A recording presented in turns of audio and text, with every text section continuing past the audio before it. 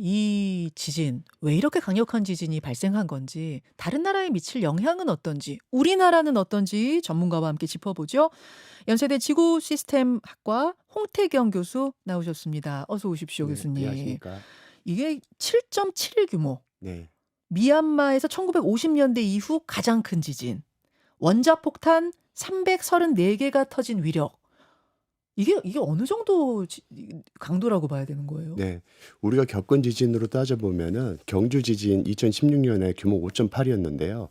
그 지진의 약 600배 정도 되고요. 하, IT 2010년도에 30만 명을 사망시킨 지진이 규모가 7.0이었는데 예. 그거보다 한 10배 정도 큰 지진이라고 할 수 있습니다. 아니 그때 7.0이고 이번엔 네. 7.7인데 그게 사이가 10배나 네, 돼요? 왜냐하면은 규모가 0.2씩 커질 때마다 예. 에너지는 2배씩 커지거든요. 그래서 규모 아. 1단위가 차이 나면 32배의 에너지 차이가 납니다. 그래서 예. 0.7 차이지만 그렇게 큰 차이가 나는 거죠. 그런 네. 거군요. 여러분 그냥 원자폭탄 334개가 한 번에 터졌다 하면 그게 어떤 건지 우리 알 수 없지만 느낌적으로는 느끼실 겁니다.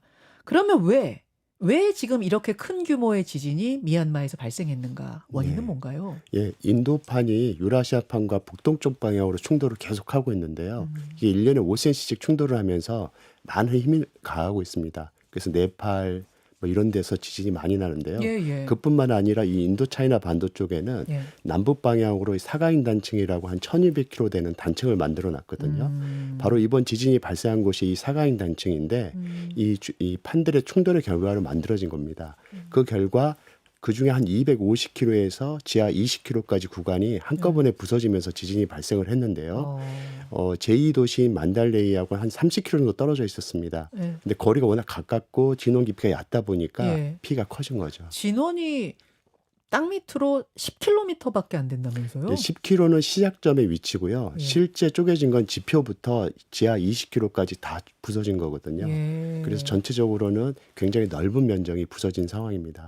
이게 여러분 얼마나 강력했으면 진앙지에서 거의 1000km 떨어진 태국 방콕의 빌딩 무너지는 거 보셨죠? 이게 이렇게까지 멀리 가나요?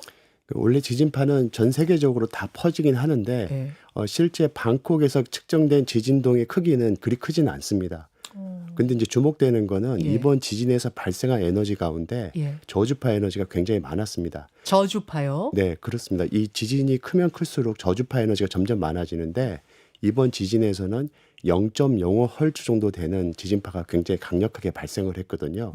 이게 1000km를 퍼져 나갔어도 네. 그리 많이 죽지 않은 상태로 남아 있게 되고 이 고층 건물 같은 경우에는 이 저주파에 굉장히 민감합니다.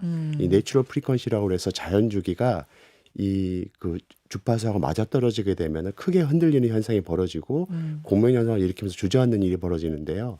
이런 결과로 태국에 있는 고층 건물이 이제 무너지는 일이 벌어졌고 두 고층 건물을 연결하는 네. 이 브릿지가 또 부서지는 일도 또 있었거든요. 예. 그 태국 일대의 많은 고층 건물들이 이 지진 때문에 영향을 받은 거는 이런 저주파 효과가 이제 큰 효과라고 할 수 있는 거죠. 아, 저주파가 가서 네. 저주파의 영향을 받으면 그렇게 큰 어떤 강도로 온 게 아니어도 저런 큰 건물이 무너질 수 있다. 제가 언뜻 생각나는 게 금문교. 네. 금문교가 와르르 무너진 일이 있었고 네. 우리 저쪽에 테크노마트, 강변 테크노마트에서 몇 명이 에어로빅 한다고 이렇게 뛰는데 네. 전체 건물이 흔들린다 해가지고 난리 난 적 네, 있었잖아요. 네, 그렇습니다. 그때 결국 이 주파수가 통했다 이거 아니었어요? 그렇습니다. 이 건물이 가지고 있는 크기에 따라서 예. 고유 주파수가 결정이 되게 되는데요. 공교롭게 이 파장과 이 건물 크기가 맞아떨어지게 되면 예. 건물이 갑작스럽게 흔들리는 일이 벌어지게 되거든요. 아. 그리고 이제 붕괴로 연결되는 겁니다. 그래서 1000km 떨어진 네. 저곳에도 저런 빌딩이 와르르 무너진 일이 있었죠. 저는 저거 보면서 지진이 강력하기도 했거니와 좀 건물 좀 잘못 지은 거 아니야? 이 생각했는데 그것만의 문제가 아니에요. 그렇지 않습니다. 그 건물뿐만 아니라 많은 고층 건물들이 흔들리는 게 관측이 되거든요. 예. 실제로 그 지역에 있는 저층 건물들은 거의 피해를 보지 않습니다. 예. 그것은 저층 건물들 같은 경우에는 고주파 에너지에 더 민감한데 예. 고주파 에너지는 그 거리까지 오면 거의 다 감소하게 되거든요. 아. 그래서 저주파만 남게 돼서 저주파가 특별히 고층 건물만 흔들게 된 거죠. 그렇게 된 거군요. 자, 이제부터 궁금한 것. 그럼 이번 지진으로 그치는 것이냐? 이번 지진으로 어떤 감지할 수 있는 다른 여파, 다른 곳에 뭐 어떤 시그널 같은 거 느껴지십니까? 네, 이번 지진이 이 태국 방콕에는 특별히 큰 힘을 발휘했지만 다른 지역까지 영향을 미치기는 어려울 겁니다. 수천 킬로 떨어진 우리나라 같은 경우에는 이 지진의 영향을 받기란 거의 어려운 상황일 텐데요. 예. 하지만 이제 큰 지진이 우리나라 같은 경우에는 이 난카이 해구라고 하는 일본 해안가에서 발생하게 될 때 영향을 받을 수 있게 되거든요. 일본 난카이 해구면은 제가 언뜻 기억나는 게 최근에 일본 정부가 발표한 게 있었어요.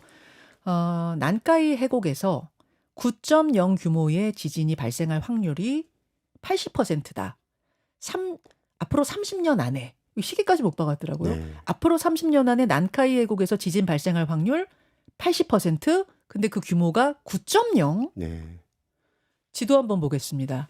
여러분 난카이 해곡이라고 하면 이게 도쿄에서부터 아래 규슈까지 그 쭉 연결되는 그 바다인 거죠? 그렇습니다. 난카이 해곡이 굉장히 중요한 특징이 있는데요. 규모 7점대 후반에서 8점대에 이르는 지진이 한 150년 주기로 지진이 발생을 하고 있습니다. 위치를 바꿔가면서. 그 난카이 대지진 그렇습니다. 그 지진. 예. 예. 그래서 그런 지진들이 지금 임박했다고 얘기가 되는데 그 중에 가장 임박한 지역으로 이제 추정이 되는 곳이 바로 큐슈 남단 지역이나 바로 동경 앞바다 지역인 토카이 지역입니다. 예. 이 지역에서는 이미 발생한 시기가 넘어섰다고 생각을 하는데요. 그래서 이 지역을 포함해서 난카이 해구에서 규모 7점대 후반이나 8점대 초반의 지진이 발생할 확률이 30년 내에 80%가 넘었다라는 얘기입니다. 예. 근데 최악의 시나리오는 예. 난카이 해국이 이제 토카이, 토난카이, 난카이 세 개의 부분으로 크게 또 나뉘어지는데요. 예. 이 세 개의 부분이 연쇄적으로 부서질 때의 시나리오인데요. 이럴 때는 규모 9.0에 이르는 큰 지진이 발생할 거라고 생각을 하는 거고 규모 9.0은 2011년도 동일본 대지진의 규모와 똑같은 지진입니다. 그래서 그렇게 강력한 지진이 난카이 해국에 발생하게 되면 예. 일본뿐만 아니라요. 일본 뭐 당연히 큰 피해를 보겠죠. 예. 이 지도상으로 보다시피 우리나라하고도 굉장히 가까이 있기 때문에 우리가 동일본 대지진 때도 한반도의 지진 발생 빈도가 급증하는 일들이 있었거든요. 예. 이 난카이 해구에서 지진이 발생하게 된다면 한반도에도 지진의 큰 특성에 이제 변화가 일으킬 거고 특히 이번에 이 지진에서 보다시피 저주파 에너지가 큰 지진에서 많이 발생하기 때문에 우리나라 남해안 일대에 있는 이제 고층 건물 같은 데서도 영향을 미칠 가능성도 있는 거죠. 잠시만요. 예. 여기가 지금 걱정인 거네요. 조금 전에 그 태국 방콕 얘기하셨잖아요. 그렇습니다. 예. 이번 지진의 진앙지로부터 1000km나 떨어진 태국의 빌딩이 어떻게 무너졌는가. 그 빌딩 이상하게 지어서 그런 게 아니라 저주파가 발생이 돼서 네. 그 주파수가 맞아버리면은 큰 빌딩도 무너진다. 네. 흔들린다. 네. 근데 지금 저 규슈하고 우리나라하고 거리가 저게 지금 미얀마에서 태국보다 더 가까운 거 아니에요? 그렇습니다. 한 1000km 이내에 이제 남해안에 그쵸. 들어오게 되기 때문에요. 거리상은 훨씬 더 가깝고 보다 더 강력한 지진이 발생할 수 있기 때문에 예. 특히 이제 난카이 해국에서 규모 7점대 후반이나 8점대 초반의 지진을 1950년 이후에 우리나라 겪어본 바가 없습니다. 없죠. 예, 왜냐하면 마지막으로 발생한 난카이 해국 지진이 1940년대에 발생했거든요. 예. 그때만 하더라도 우리나라에 고층 건물이 없는 상황이고 예. 큰 지진을 겪지 않았었는데요. 예. 기억하시겠지만 2016년 구마모토 지진이 규모 6.8인가 그랬는데 예. 남해안 일대에서도 이제 건물의 흔들림들이 이제 막 관측이 되고 음흠. 사람들이 이제 많이 리포트를 하게 됐거든요. 음. 근데 난카이 해곡에서 만약에 더 큰 지진이 발생한다면 네. 더 큰 흔들림이 당연히 예상이 될 테고 어. 지금과 같은 이제 안 좋은 일도 상상할 수도 있는 거죠. 자, 여러분 이제 예. 이런 말씀을 드리는 이유는 미리 대비하자는 겁니다. 그렇습니다. 예, 예. 이번 상황을 보면서 그 태국 빌딩 중에 무너진 것도 있지만 뭐 흔들리긴 했어도 견뎌낸 것들도 있고 이게 다 저주파 영향 때문이다. 그럼 우리도 최악의 경우 일본에서 30년 내에 9.0의 지진이 난카이 해구에서 규슈에서 발생했을 때 이런 저주파가 올 수 있다? 그럼 어떻게 해야 되는 것인가? 네. 고층 빌딩은 어떻게 지어야 하는 것인가? 어떻게 대비해야 되는 것인가? 준비를 해야겠네요. 네, 뭐 제가 드린 말씀이 사실은 너무 당황스러운 말씀일 수도 있기 예. 때문에 예. 근데 우리나라는 태국보다는 내진 성능이 훨씬 더 강화된 그렇죠. 상태입니다. 그럼요. 그렇기 예. 때문에 크게 우려하실 필요는 없다고 생각을 하지만요. 이런 일이 이제 대해서도 이제 준비를 해야 된다라는 말씀인 겁니다. 알겠습니다. 이번 미얀마 강진 이야기로 다시 좀 돌아와서요. 이거 여진 계속 되나요? 어떻게 네, 보세요? 이 규모 7점대 후반의 지진만 하더라도 예. 1년 이상 지속되는 여진들은 흔합니다. 예. 우리나라 규모 5.8 경주 지진도 수년간 지속이 됐거든요. 여진이. 그렇기 때문에 수년간 이 지역에서 여진이 발생할 건 충분히 예상 가능하고요. 특히 1200km 가운데 250km만 쪼개진 상태이기 때문에 네. 나머지 부분에는 많은 응력이 아직까지 쌓여 있는 예, 상태고요. 예. 그래서 예상하기로는 규모 7점대 정도의 여진까지는 쉽게 예상할 수 있지만 더 큰 면적이 쪼개진다면은 더 큰 지진도 예상을 할 수 있는 거죠. 한 개만 더요. 예. 백두산 폭발 얘기, 화산 폭발 얘기를 한 지가 벌써 몇 년 됐거든요. 네. 지금 거기 어때요? 괜찮아요? 백두산 하부도 마찬가지로 여전히 이제 활동을 보이는 우리가 활동성 단층 죄송해요. 활화산이라고 볼 수 있는데요. 활화산, 네, 활화산. 이 활화산은 언제든지 활성화할 수 있는 그런 마그마방을 현재 보이고 있습니다. 그래서 이 마그마방이 지금은 잠잠하지만 마그마방이 성장했다가 잠잠하다, 성장하다, 잠잠하다 하는 일을 반복하거든요. 그러니까 어느 시기에 이제 시기가 도래하게 된다면 폭발로 연결될 수 있는 거죠. 지금 잠시 잠잠하다고 그래서 예, 예. 폭발하지 않나 보다라고 단정할 수는 없는 겁니다. 거긴 계속 끓고 있는 화라산인 그렇습니다. 거예요. 예.